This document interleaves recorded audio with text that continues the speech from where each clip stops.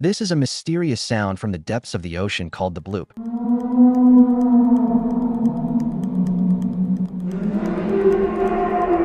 This sound has an extremely low frequency.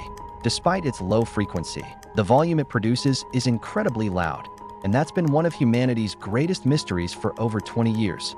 You might not know this, but humans have only explored about 5% of the ocean. Because of this, many theories have emerged, one being that it's the cry of a giant sea monster lurking in the deep. But strangely enough, in 2008, scientists recorded a sound with a similar frequency, believed to be caused by melting and cracking icebergs.